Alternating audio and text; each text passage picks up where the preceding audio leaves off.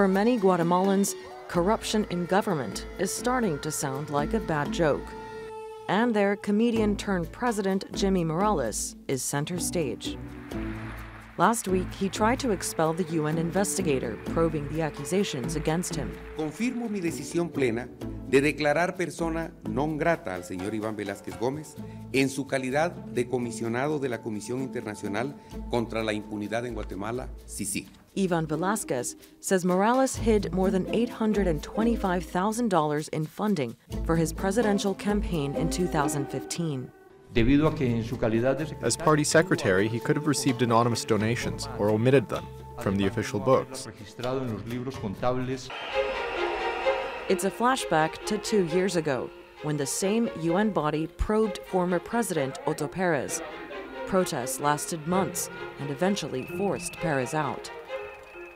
That year, Jimmy Morales swept to power on the slogan, "Neither corrupt nor a crook." Políticos que de políticos no tienen nada porque son simples ladrones y embusteros. A campaign his critics now say was funded illegally. Guatemala's constitutional court has overturned the expulsion of Velasquez and ruled to lift the president's immunity. But it's now up to Congress to decide. If 2/3 of lawmakers vote in favor, Morales could be impeached. His son and brother have already been jailed in a separate corruption investigation. Guatemala's former president couldn't escape the charges. Could Morales see the same fate? Sandra Gatman, The Newsmakers. Well, to discuss this, I'm joined now from Guatemala City by Eduardo Stein. He's the former vice president of Guatemala and a former minister of international affairs. And from Costa Rica's capital, San Jose, Kevin Casas Zamora. He's an expert in Latin American affairs and was the former vice president of Costa Rica. He's now a senior fellow at the Washington-based think tank Inter-American Dialogue. Gentlemen, I thank you very much for joining us. Let me start with you, Eduardo Stein. Is Jimmy Morales corrupt? Well, this is for Congress to decide. They will form an investigative commission and they have to rule on the issue of whether his party, when he was the general secretariat of the party, received anonymous donation, which is against the electoral law in Guatemala. Many people in the streets considered him a rather serious person, although he was a comedian by trade, but throughout his less than 2 years in the presidency, that opinion has swifted and changed dramatically. And now there are lots of doubts surrounding the president. Kevin Casas Zamora, he obviously says he's innocent, he denies any wrongdoing. Does he have a case at all? Well, going back to your previous question, I mean, I don't know, nobody knows at this point whether Morales is corrupt, but at the very least, we know that he's not very committed to transparency. And transparency was at the core of the political platform that he ran on when he was elected a couple of years ago. So this, I think, at the very least, comes as a huge disappointment, which goes to show how, you know, these things, you know, the political pressure, the social pressure that led to the ousting of the previous president, Otto Perez Molina, those things need a set of political leaders and a set of political institutions that are solid enough, that are of stature enough to carry this agenda in favor of transparency forward. And sadly, it looks as though Guatemala is lacking that. It's lacking the solid institutions and the able political leaders to bring this agenda in favor of transparency and integrity forward. Eduardo, when the UN tasked Velasquez to look into the matter, and the guy comes up and says, I find something wrong, and immediately afterwards, the president says, get out of the country. Do you understand that it makes the president look really guilty before anybody's really even looked at it closely? It seemed like the actions of a guilty man. Would you accept that? Well, as the person who negotiated with the UN General Secretariat and signed the agreement between the Guatemalan government and the UN, I was convinced from the very beginning that we needed an outside mechanism and that the UN could provide that in order for strengthening our own justice system and more specifically the prosecutorial organism within our justice system. It is that very organism and it is that very mechanism provided by the UN that the president has tried to, I don't know, to set back, asking for the dismissal of its head. And of course, the reaction of the population was automatic.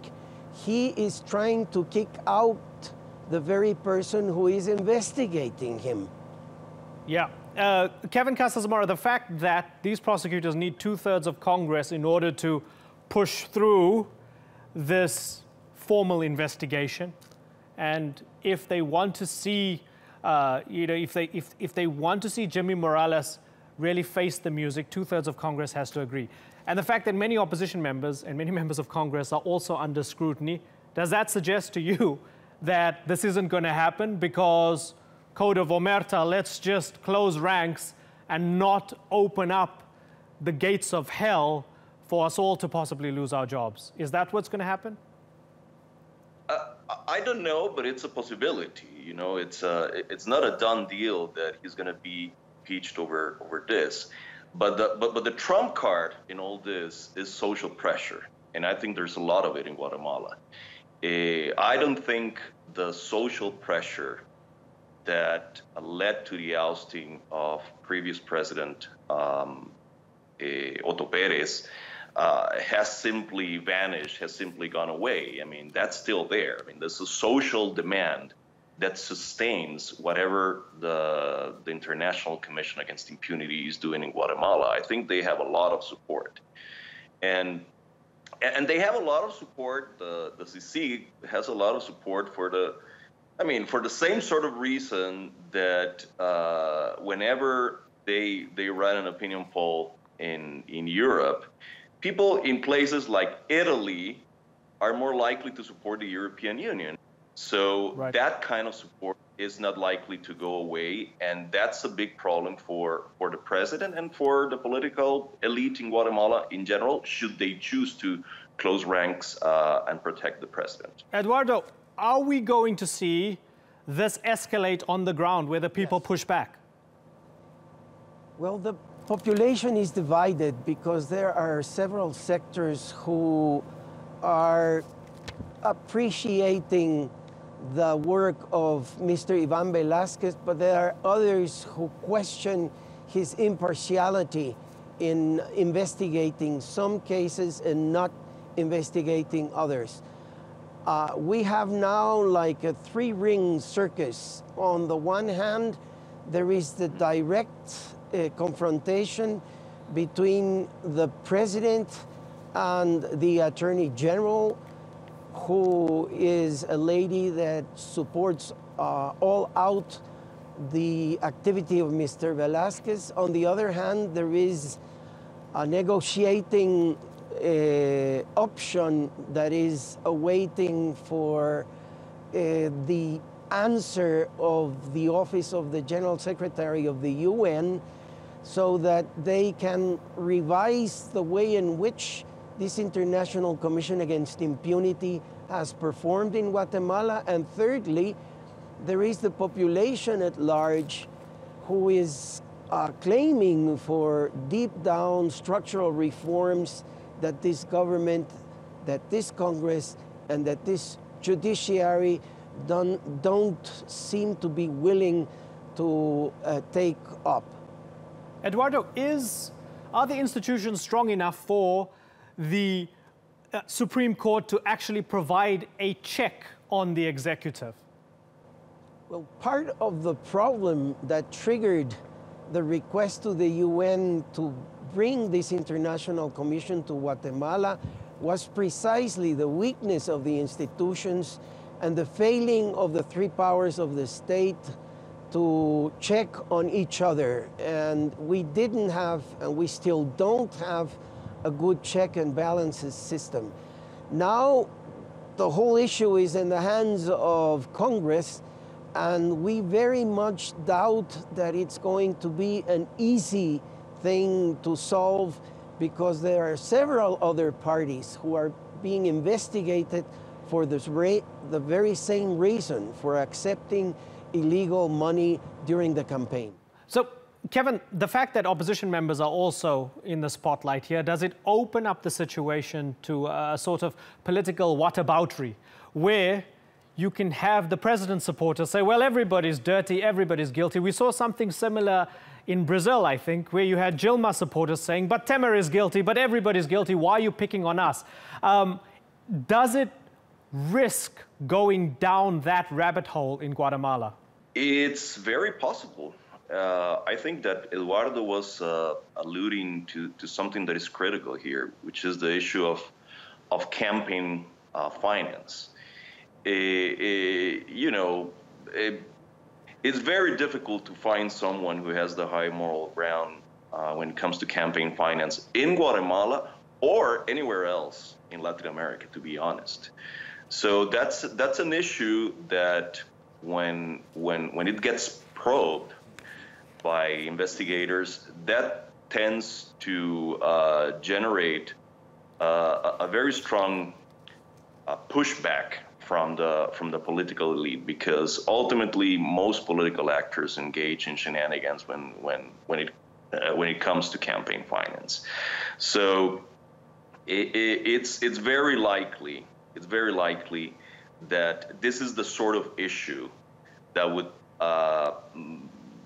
favor a collective action of the political class against any kind of accountability. It was different in the case of Otto Pérez Molina, the previous president, because it was a very specific corruption scandal that did him in. In this case, we may be looking into something broader that may implicate many more political actors, and as such might make the impeachment of President Morales less likely. Eduardo, let me ask you then, because Kevin has mentioned a few times, he's spoken about political elites, a political class. He's suggested that when it comes to campaign finance, everybody's guilty, everybody's bent the rules or cooked the books along the way. My first part of the question is, are you a member of the political elite or the political class? And is it true? Have you all been cooking the books and bending the rules over the years? First of all, I have never belonged to any political party. I was called in for my first service as foreign minister by an established party, but I was never a member of it and never became one.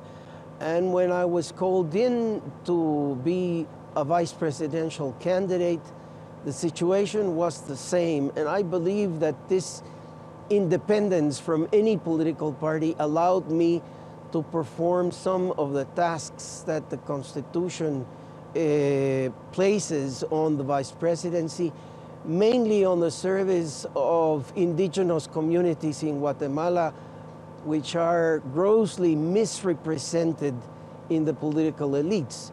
Secondly, all of the parties that participated in the 2015 general elections are being investigated at the request of the International Commission Against Impunity by the General Attorney's Office. So it's not an investigation that is earmarked to the official party or to the three largest parties in the country. Everyone is being investigated on account of that, and we as a population are requesting that the electoral law be drastically reformed on account of those findings. Gentlemen, it's been a pleasure learning from both of you and getting some insight into the political culture of Guatemala. Eduardo Stein and Kevin Casas Zamora, I thank you both for joining us.